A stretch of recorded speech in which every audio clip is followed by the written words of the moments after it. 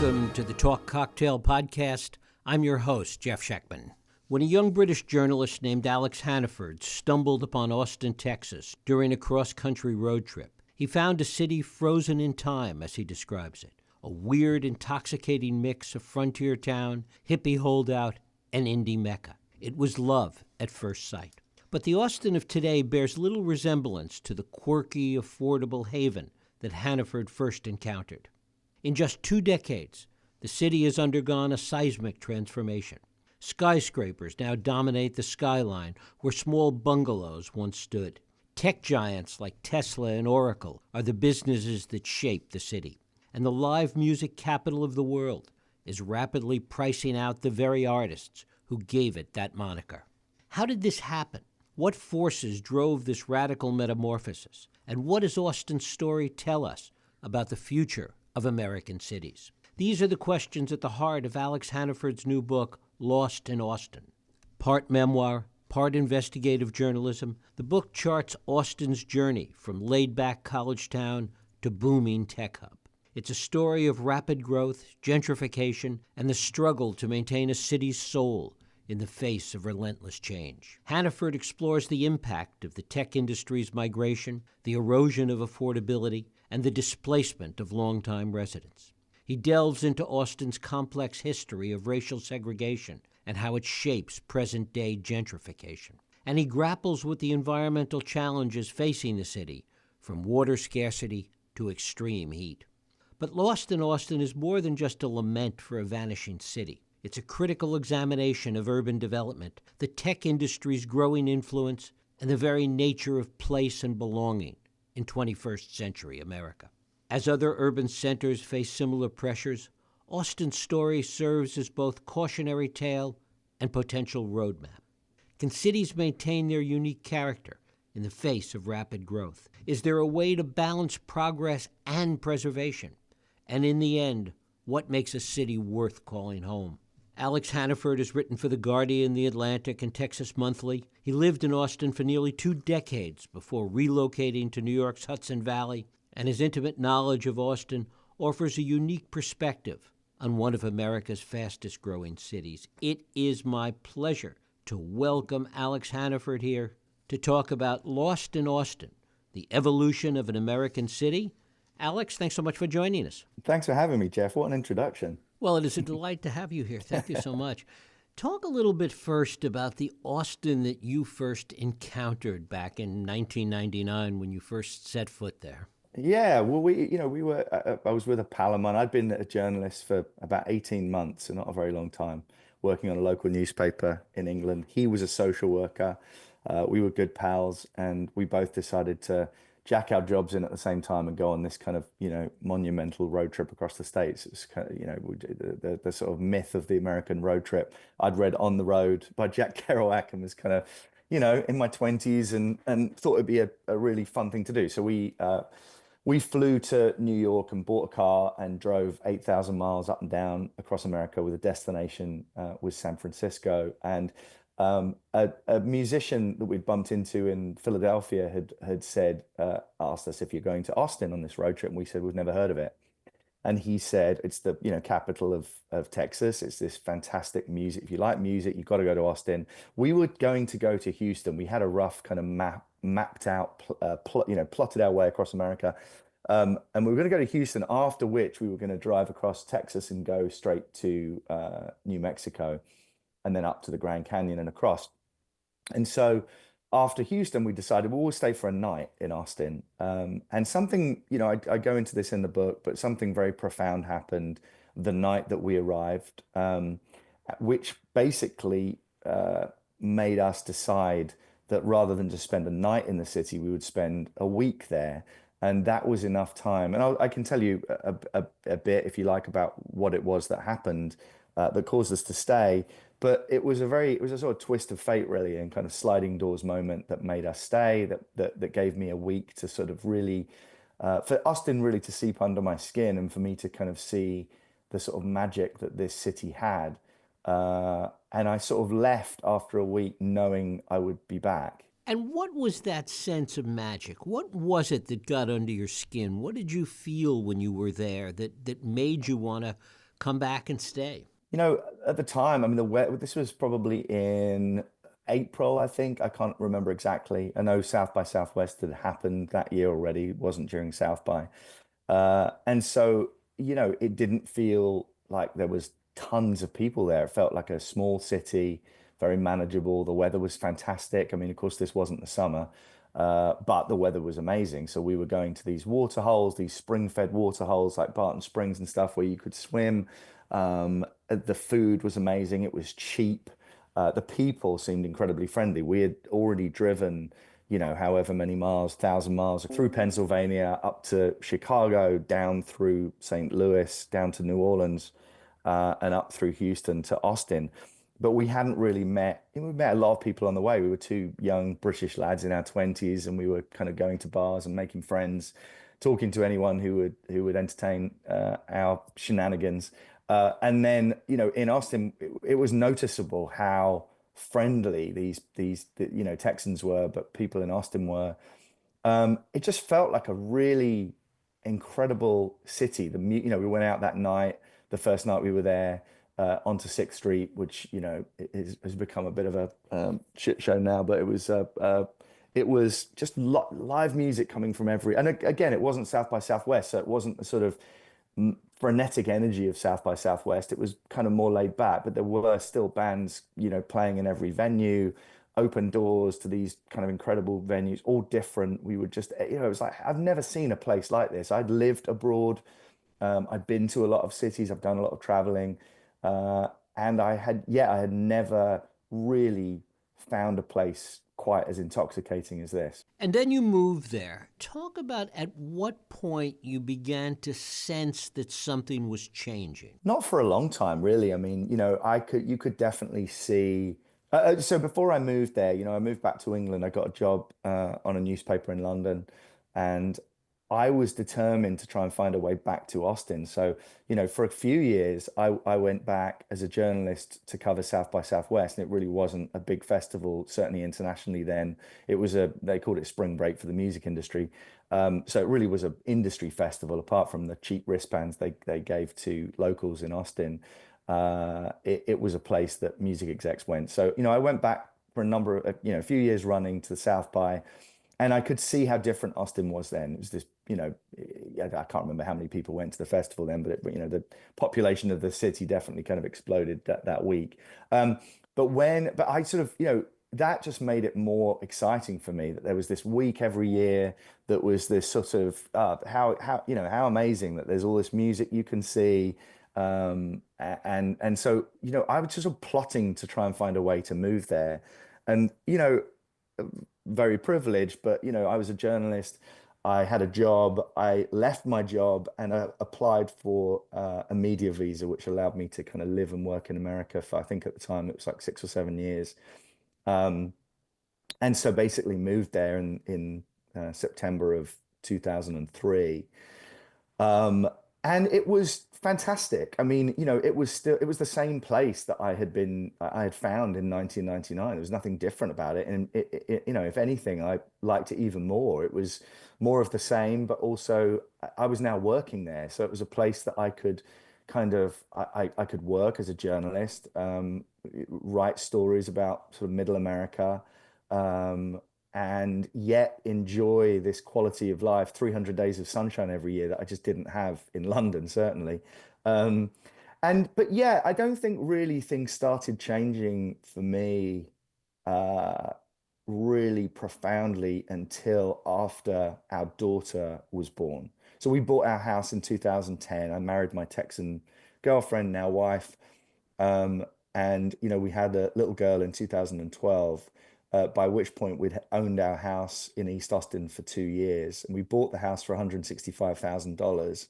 It was a three-bed house, 4 miles from downtown. We could cycle downtown. It was on the river. Um, and then things started changing. And what was it that you saw start to change first? I think that I sort of have, I think I say in the book that I sort of identify sort of 2015 as when things had started to really change. And what was changing was house prices, But stuff had happened for us personally before that I'm not sure you could really call it a change, but more an awareness for me. And I'll tell you that was really the guns thing. I'm a journalist, as I said. I had been writing about death row, the religious right. I've been writing about guns and gun control and gun violence. I'm a magazine journalist, so I write very big, sort of deep dive, long form stories about the border.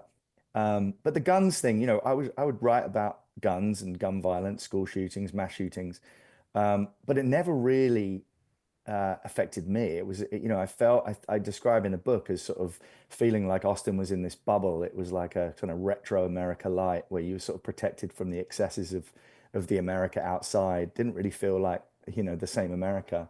Um, and yet, I think when our daughter went into daycare, so she started daycare at whatever, however old she was, 6 months old. And then we would get emails saying, we've just had a successful lockdown drill. Now, to Americans, we live in New York now, and our daughter's 13, and she still does lockdown drills. So this is not alien to Americans, but I tell you what, it's alien to British people. We don't do lockdown drill for potential gun violence incidents. And this was horrifying. And I don't know whether I just didn't think that that happened, but maybe I didn't think that happened. Um, and then one day, again, while she was at daycare, we got an email saying they're having a lockdown for real. And my wife and I, that was didn't give us any details, but we drove to the daycare. We parked outside. We couldn't get in, obviously.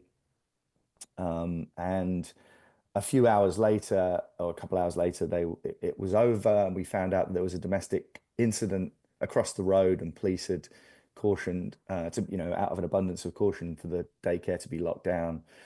That was horrifying. And then fast forward to 2000. So this was something that was very real. And because I was writing about it, I knew the statistics. Texas, until certainly the beginning of this year, Texas was I think it still is number one for school shootings in the nation. It has more school shootings than any other state in the nation. And here we were sending our daughter to school there. And we were privileged in that we had the opportunity to move somewhere else if we wanted to. So that was changing. The weather had started to take a toll on us. We were, uh, I think, quantifiably, it was getting hotter and drier, certainly.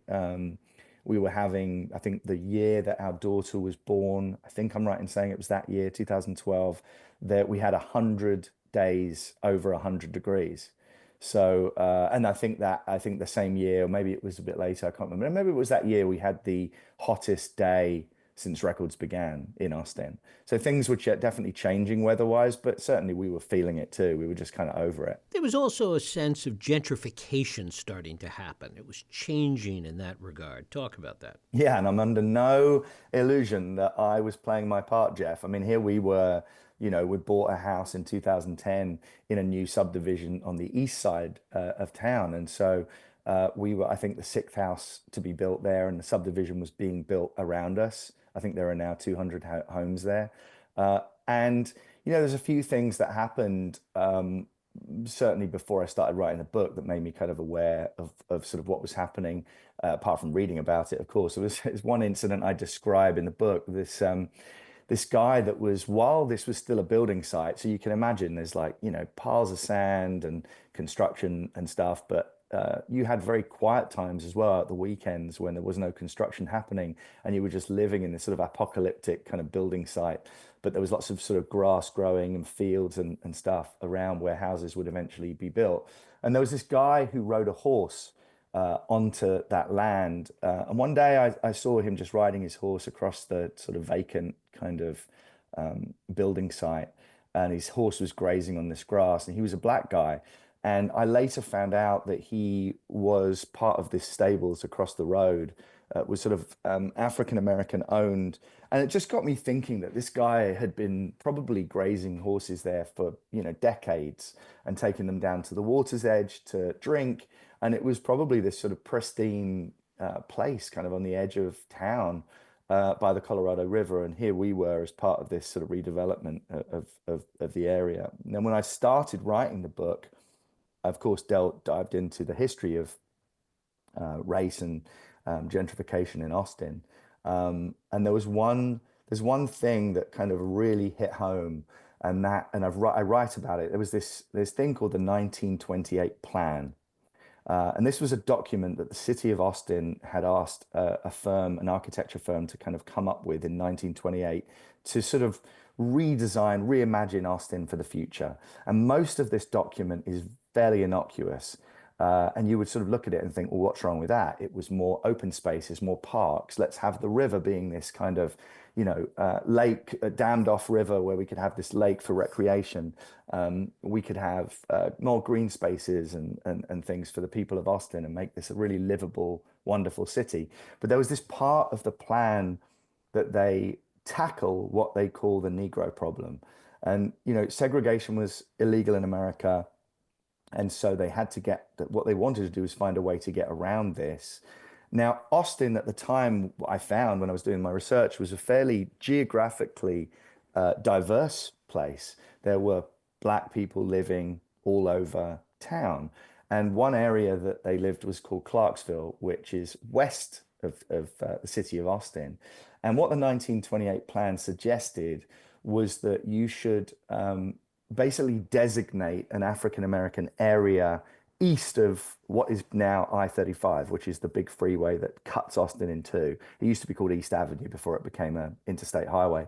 And so we should build an area east of I-35 for Black people to live. And in order to persuade them to live there, we'll cut off services to them west of what is now I-35. So Clarksville, for example, they stopped collecting trash. They stopped providing services, and slowly most Black people that lived in Clarksville moved east of East Avenue to this new Black only kind of area that the city of Austin had sort of designed to be that. And of course, now sort of fast forwarding to today, guess where the area ripe for redevelopment is? Guess where the area that all the developers are coming into to build hotels and condos, expensive condos, and are forcing people who have lived there for generations out of the area. Guess where that place is? It's east of I-35. It's in these predominantly Black and brown neighborhoods. Talk about the way the complexion of the city changed, also with regard to who was living there. Yeah, I mean, one of the sort of stunning things I found when I was researching Lost in Austin is that for the longest time, I think certainly for a decade or more, Austin was the only fast-growing city in America with a declining Black population. And in the book, here's the thing. I'm a journalist. I wanted with this book not to deal in statistics, just to deal in statistics. I wanted to kind of humanize everything I was talking about, whether it be climate, the impact of climate change on Austin, whether it be the impact of gentrification. So, I was aware that, Austin has sort of famous faces, people like Matthew McConaughey, etc. There was no point me interviewing famous Austinites, rich Austinites for this book, because really, I make the kind of fairly flippant, but I think honest point that what does Matthew McConaughey really know about the changes in the price of groceries, let alone, maybe not even how much his property taxes have gone up. So I wanted to talk to people who this was really impacting. And so when it came to gentrification, I wanted to talk to people who were impacted by this. One of the really, I think, profound interviews I did for the book was with a guy called Stephen Calloway, who owns a sandwich shop on the east side of town. And Stephen has lived in Austin. He was born in Austin. His dad owned a barber shop there, and Galloway Sandwich Shop exists. It is a little sandwich shop on the east side of town, on East 12th Street. And I interviewed him about to find out his story, and he described how, growing up in a 3-bedroom house in East Austin, with his grandmother was sort of the disciplinarian, read him Bible stories. He talked about going to Sims Elementary School until 7th grade. That school, by the way, opened in 1956, which was 2 years after the Supreme Court ruled that segregation in public schools was unconstitutional. And he remembers it being an all-black school that served generations of African American Austinites. Sims, by the way, is one of the schools that Austin decided to close in the last few years. But he just described what Austin was like then, and then described how, the rents were soaring on the building that he used for the sandwich shop, and he could probably no longer afford them in a few years' time, and was going to go back to the family have a farm in Bastrop, and they were just going to kind of live out his days there eventually. Sort of resigned to the fact, I think, that his days in Austin were numbered. And another interview I did with, I found out also in the book that a lot of these black families that have moved out of Austin, been forced out of Austin really in the last decade, come back. A lot of them come back at weekends to attend churches. So you have these kind of predominantly black churches in East Austin, which are still sort of the glue that binds these communities that have been displaced together. So they're coming back and seeing these people that they've grown up with, seeing these people that they lived alongside that are now, don't forget, these people aren't leaving Austin and all going to live in the same road somewhere an hour away. I mean, they're being displaced, so they're going all over the place. So these communities and this kind of institutional memory of life growing up in this tight-knit community is kind of all but gone. And the churches are holding this together. These people are coming back and seeing each other again. But I question how long that's going to last. I mean, how long can these churches exist in a place where the people that are their congregation no longer live? When did the business boom start to happen? When did tech start to move in? I mean, it's not a new thing. I mean, Austin has been a tech city since the 1960s. You had sort of the homegrown tech scene, but you also had, other tech behemoths like, IBM kind of moving in and stuff. So, there's one thing I go into in the book. It was a fascinating thing that I came across that I had no knowledge of before I started researching the book. So what I found was that in 1987, this University of Texas professor, who's an urban planning professor called Dal Myers, published a paper. And the paper had this really, I describe it as having a very dry title. It was called The Internal Monitoring of Quality of Life for Economic Development. But the study was fascinating. I dived into this study. I talked to Dal a number of times. What Dow had done, because there was this huge tech boom that had happened, right, in the late 70s. Tech companies were moving to Austin for the same reason I found that they were moving to Austin today or in the last, decade. And they were coming there largely for the sort of quality of life attributes. So, the abundance of water resources, the homegrown music scene. This is all, I'm reading this from Dallmeyer's study, the laid back lifestyle. He describes it as Austin's unique assets and amenities that were kind of luring these tech booms to Austin. So, these tech companies had to persuade staff to come. How better to do that than say you're moving to this fantastic city that has all these things going for it. But what Dowell Myers warned against in his study was that these were the very things that would be threatened by this huge influx of tech. So, when it comes to, he describes the music scene, Austin's fantastic music scene. He was describing how rents and property prices were going to soar with this tech boom, and so venues were going to be under threat. And he was right. I mean, venues closed. There was protests over water resources and this building boom that was happening and how it was going to impact water. All these things we're seeing today had happened before. But what happened back then was that there was a sort of reprieve. By the time Dow published his study, there was a kind of economic slump. And because of the economic slump, it sort of hit the pause button on all this happening, which was a good thing. You saw venues kind of, new people kind of moved in to buy music venues, or sorry, to rent music venues or buy music venues, start music venues. And there was a kind of reprieve on the environment a bit. It sort of pressed the pause button on all this. But what I found was so interesting, and no one had kind of picked up Dow's study since then and thought this is just kind of something that was written back then. This is ancient history. But it just seemed so prescient because what I think had happened now was that all the things he warned against were happening again. So all these threats were happening again, except this time, I think the horse had bolted. I think that there was no reprieve, even though the economy in Austin is sort of in a bit of a downturn. Rents are getting a little bit cheaper, property prices are getting cheaper, which is great. You know, affordability is important.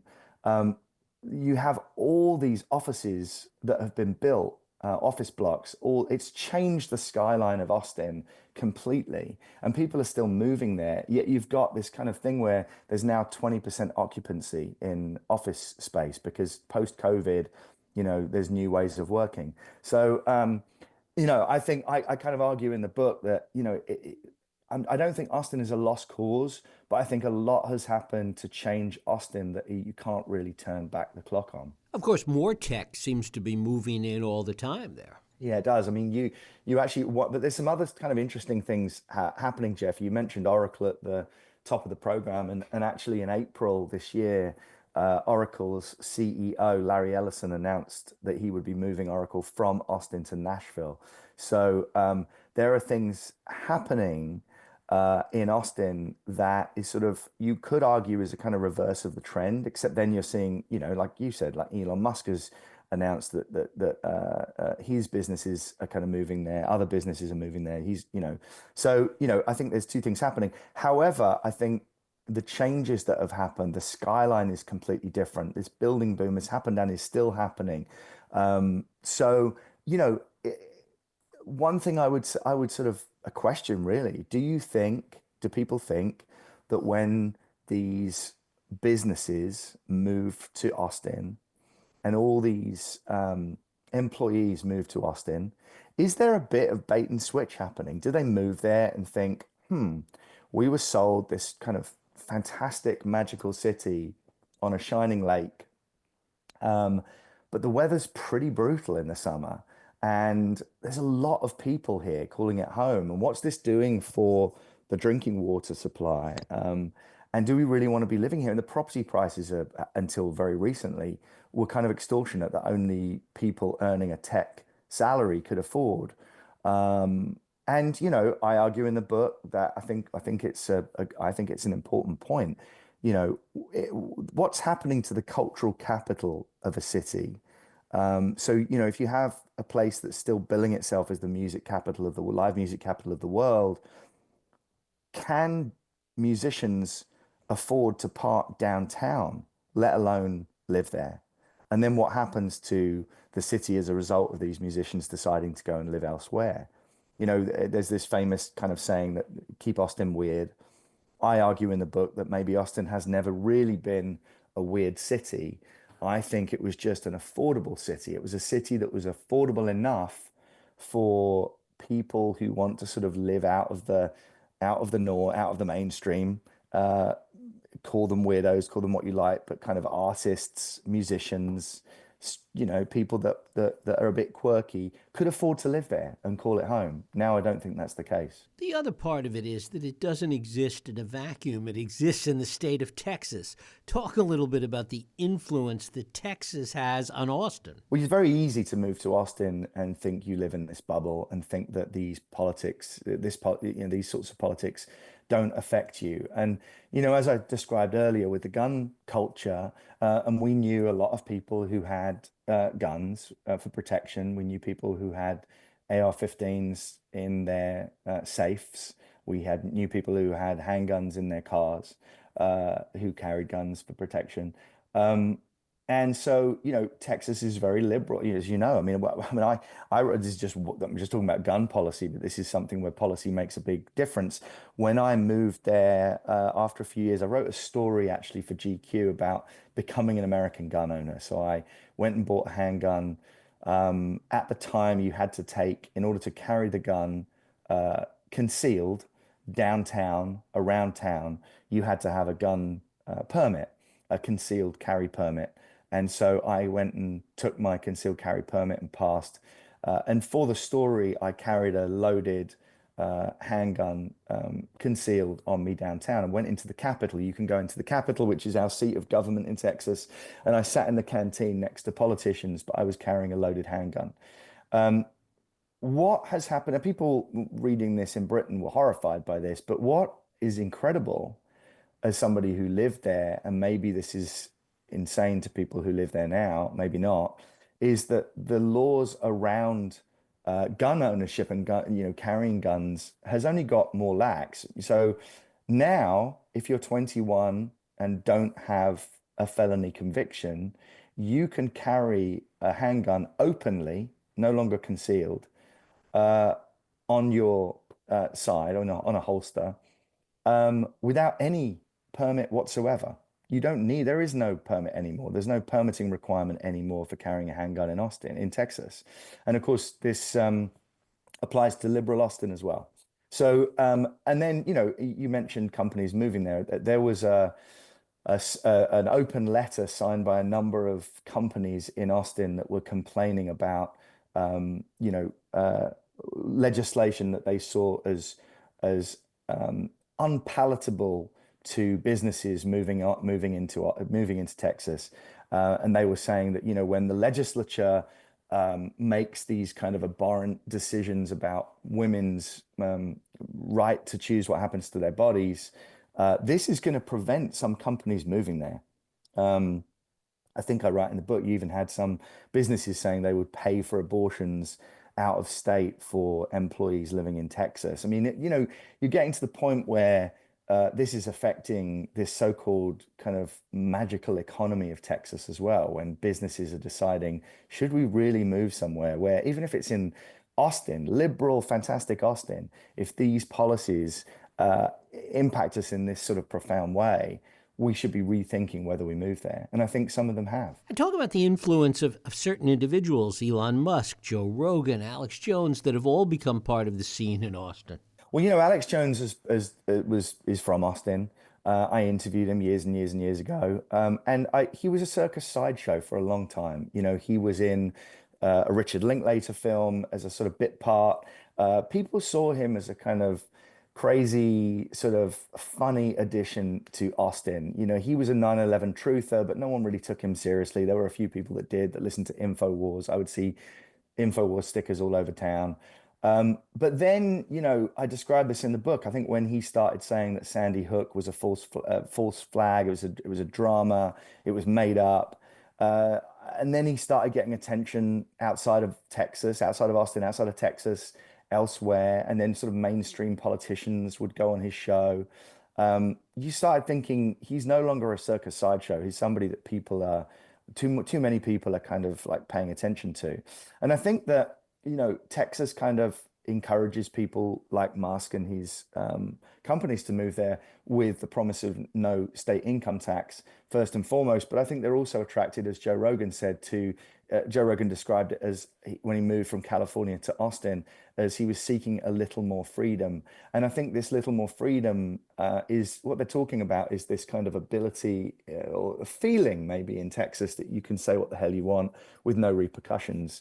No matter how offensive to people, to marginalized groups, to people who have suffered seeing their kids mown down in mass shootings, if they want to say anything they want that is racist or homophobic,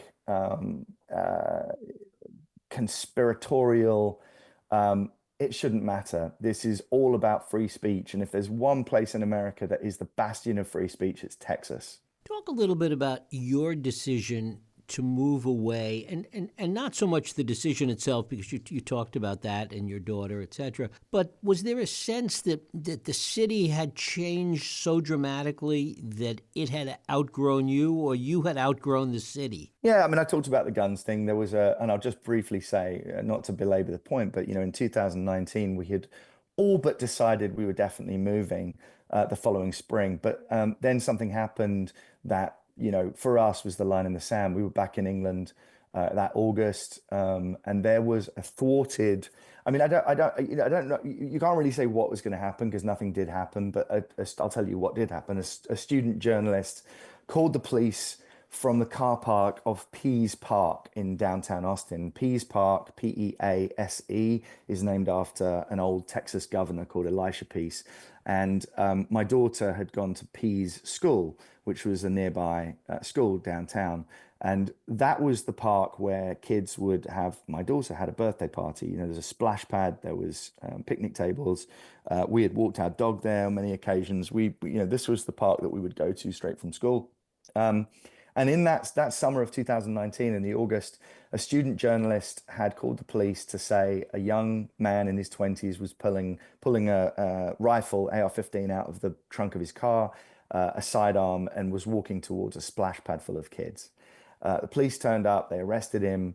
They actually ended up, they gave him charged him with a misdemeanor initially, but they ended up charging him, I think, with a felony offense because there was some kind of something had sort of transpired in after a while that made them able to sort of give him a kind of more serious charge. He ended up serving, I think, about 5 months in jail and then was released to go live with his parents. I mean, he hadn't technically done much wrong at all. What was he going to do that day? Who knows? But for me and my wife, that was too much. So there's the guns thing and the statistics that sort of bore that out why we should leave. But there was the weather as well. Austin, I think I want to make the point that there were things changing in Austin that didn't really impact us as much. But I think we were privileged. We owned our own house. We could sell it at a profit. We could easily pack up our 2 cars and move across country with our dog. And it was relatively easy for us to do that. For a lot of people, it isn't. And I kind of think when I was researching the book, I realized that the property taxes, the property prices, the rents that had become absolutely extortionate by sort of 2021 were too much for most ordinary people to afford. So for them, it was sort of different reasons, more profound, arguably, reasons for moving or for being forced to move than we were kind of experiencing. I'll just tell you one brief anecdote as well, which I think sums up what's happening in Austin. I was having a couple of anecdotes very briefly. One, I was having lunch with a friend of mine in Austin on a reporting trip back to Texas for the book. And we had talked, and when I left, I went back to a friend's house where I was staying, and he texted me a photograph of a skyline. And this was just after COVID, as we were coming out from, everyone was kind of had come out from lockdown, but we were still talking about it. And he sent me a cityscape and said, look, if I told you this was Austin, what would you say? And I said, yeah, it's crazy. He said, it's not Austin, it's Wuhan in China.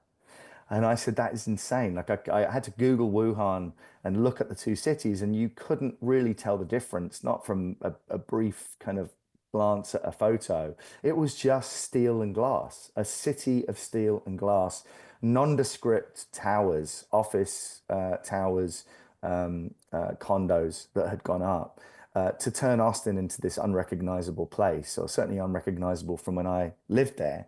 And then the other anecdote is that, again, on a reporting trip, I was with one of the architectural historians for the state of Texas, and he looked at the skyline. We were standing on the corner of Guadalupe, and we looked at the skyline, and he said, Alex, you have to ask yourself this. He said, I'm not against growth, but ask yourself, in 50 years, which of these buildings would you want to slap a preservation order on?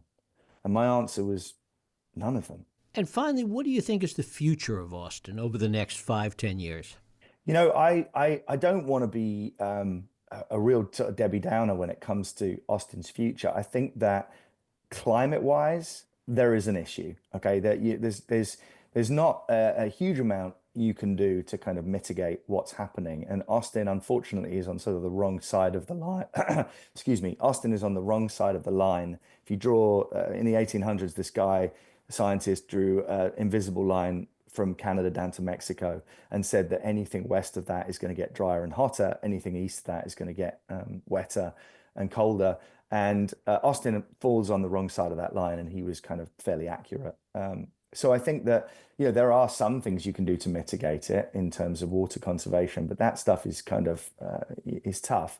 But I think that affordability. What it comes down to is affordability. What do I think Austin can do to ensure that it doesn't just sort of carry on the trajectory that it's been on?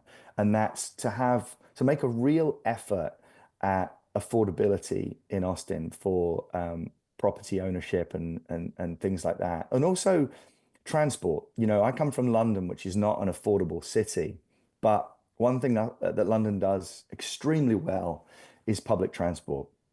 We have an underground train network, which was built, a lot of the infrastructure was built in Victorian era. We're still using tunnels that were built in Victorian times. There's a brand new line called the Elizabeth line that runs east to west across London, and it only opened a few years back. And it was a huge project that was talked about for a long time. And they use some of the tunnels that were built in Victorian times. And it's great. It's expanding. That people we're investing in public transport in London. Austin has a metro system that for the longest time has gone nowhere really important. It doesn't go to the university. It doesn't go to the airport.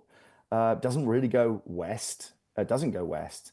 It barely goes east. It goes to Cedar Park, which is a commuter belt town kind of north of Austin, which is fine. And of course, no one wants to pay for it. In liberal Austin, when it comes to funding this stuff at election time, people don't want to pay more in their property taxes than they're already paying. So, I think that there are things that can be done to bring back that sense of diversity and community, that bring back the diversity that Austin, could have had, bring back the artists and musicians, making it a place for people to work in these low-paying jobs, people that you need to keep a city afloat, the cleaners, the line cooks. If you can't make it affordable at a governmental level by insisting that these developers make a portion of these properties affordable or investing in affordable housing, you've got to have a good public transport system. Alex Hannaford, his book is Lost in Austin, The Evolution of an American City. Alex, I thank you so much for spending time with us. Thanks, Jeff.